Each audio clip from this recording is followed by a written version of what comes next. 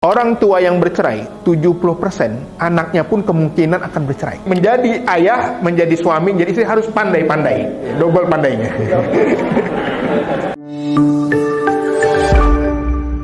Jadi berat beban kayaknya. Ini kata peserta ini kalau nggak enak, awas nih katanya. Tapi tenang, kata mahasiswa saya dulu, Pak Dekan jadi ikut lomba stand up, pasti menang katanya. Lucu gitu. Pergi berjalan ke Tanjung Balai. Banyak rumah rapi bersusun. Sebelum acara ini kita mulai, izinkan saya membaca pantun. Orang Melayu mau pantun aja pantun dulu. Anak raja membeli katun. Katun dibungkus dengan kain perca. Saya tak bisa lagi berpantun karena sudah dihabiskan pembawa acara. Oke, Bapak Ibu sekalian, kita langsung saja. Hari ini saya juga hadir bicara di sini atas bicara tentang kemanusiaan. Kenapa? Karena hampir setiap hari saya menerima orang ingin bercerai, baik itu ASN, pegawai swasta, dan angka perceraian ini semakin hari semakin tinggi. Karena ternyata Pak Kanwil rata-rata karena lebih sering bertemu dengan istri orang daripada istri sendiri. Nah, ini masalahnya. Jadi nanti hari ini yang kalau ada merasa tertampar-tampar oleh saya mohon maaf. Karena tugas saya diundang Pak Kanwil untuk menampar Bapak Ibu sekalian bolak-balik. Jadi saya walaupun saya PhD, saya nggak bawa teori.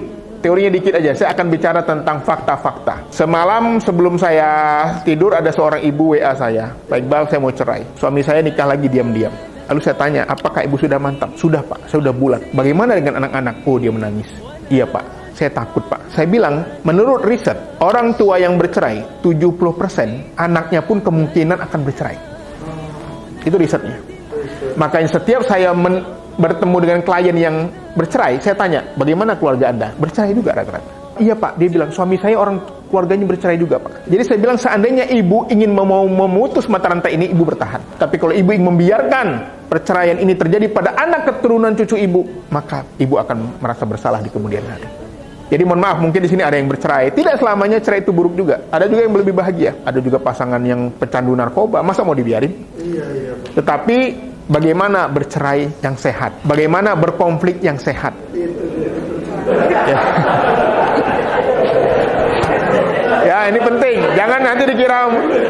Karena ada juga orang yang salah pilih pasangan.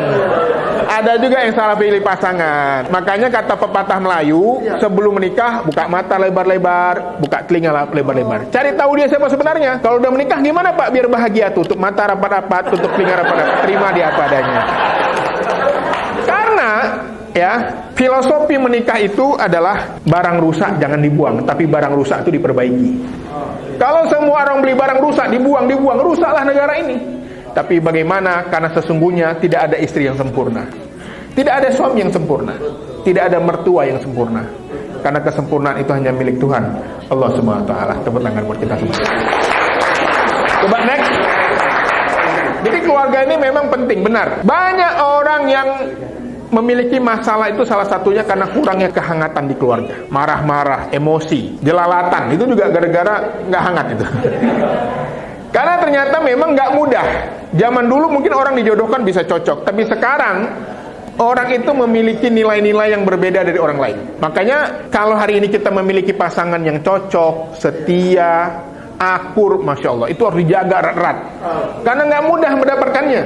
Bapak-bapak, lebih banyak orang lebih ganteng, lebih putih dari Anda, tapi tak satu pun perempuan mau menerima lamarannya. Ini kita kurus dekil, ada aja mau menerima kita begitu. Untuk itu bersyukurlah, karena sesungguhnya nggak mudah mendapatkan perempuan yang mau menerima lamaran kita. Ibu-ibu, banyak lebih cantik dari Anda, lebih pinter, lebih soleha, anak keturunan baik-baik. Tapi ada aja yang datang ke kita, sampai orang tua kita bingung, kok ada yang mau sama kamu ya? Untuk itu bersyukurlah, karena masih ada yang mau sama kita. Karena sesungguhnya kita tuh terkadang nggak bersyukur. Ada ibu-ibu marah sama saya, Pak, saya mau cerai, kenapa? Suami saya nggak ganteng. Saya emosi juga malam-malam ini, lagi PPKM. Mohon maaf Bu, ibu juga nggak cantik.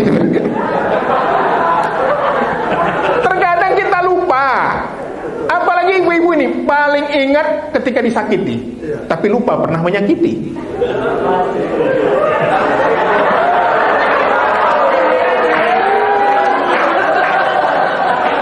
Ingat jadi ingat ya.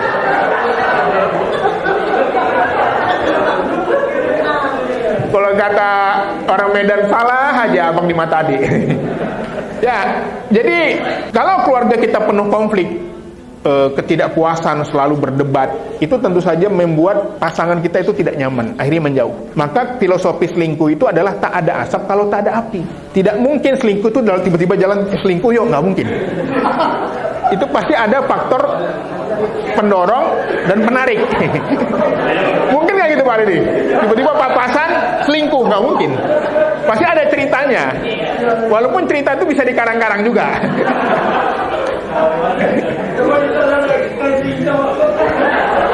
Nah begitu sebelum berangkat kerja berantem, akhirnya moodnya nggak bagus, energi motivasi rendah, ya malas-malesan. Apa ciri orang yang motivasi rendah? Datang terlambat, pulang lebih awal. Jadi kalau besok nanti Pak Kanil ya ada karyawan datang paling lambat, pulang lebih awal, itu pasti motivasinya rendah. Akhirnya apa? Berdampak kepada performa. Ya, yang harusnya dia menagih kepada wajib pajak, dia lupa nama penagih siapa ya, padahal ratusan miliar gitu ya, karena lupa kurang minum air tadi. Kurang konsentrasi. Nah, next, keluarga ini adalah microsystem terkecil di negeri ini. Kalau kita bicara tentang ketahanan nasional, maka kita bicara keluarga juga. Makanya kalau negara itu ada ATHG ya, kita pelajari ancaman, tantangan, hambatan, gangguan. Keluarga juga begitu. Apa ancaman keluarga saat ini? Yang tahu nggak? Gadget. Dulu kita mau nyari teman sekelas susah, nggak ketemu, di mana dia. Sekarang mantan tuh bisa dicari, mantan. Saya alhamdulillah seumur umur nggak punya mantan, nggak ada yang mau. Dulu kan masih kecil, kurus, dekil, nggak jelas. Tapi ketika laki-laki itu Bu, kalau punya uang, dia terlihat putih dengan sendirinya.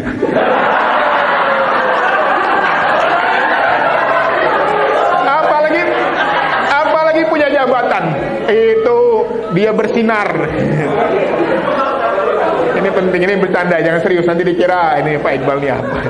Jadi keluarga ini perlu kita perkuat. Karena apa? Karena sesungguhnya keluarga ini yang membuat kita sukses, termasuk orang tua kita. Jadi jangan bayangkan keluarga itu hanya pasangan kita, tidak. Tapi di situ ada mertua kita, ada orang tua kita. Bapak-bapak, saya kasih tahu, istri bapak sudah disiapkan dengan baik oleh mertua, disekolahkan, dididik dengan baik. Bapak tinggal pakai. Terkadang banyak sekali keluhan para mertua itu adalah menantunya tidak adil.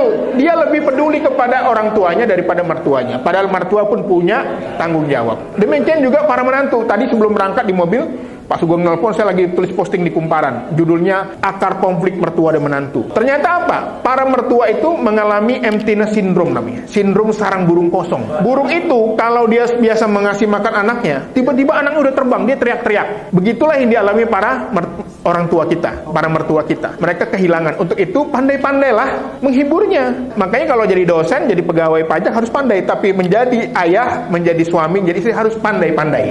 Double pandainya.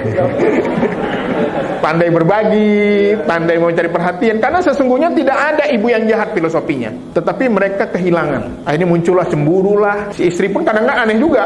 Mertua datang kecemasan, takut masakan dikomentari. Santai aja, anggap aja Chef Juna datang. Oh enak nih. Santai aja, jangan cemas-cemas. Salah minta maaf. Karena ini orang tua, nanti kita akan mengalami itu. Apalagi emptiness syndrome dibarengi dengan post power syndrome, yang mertuanya mantan pejabat. Semua dikomentari. Ditambah lagi yang kurang pendapatan, udah makin emosi aja.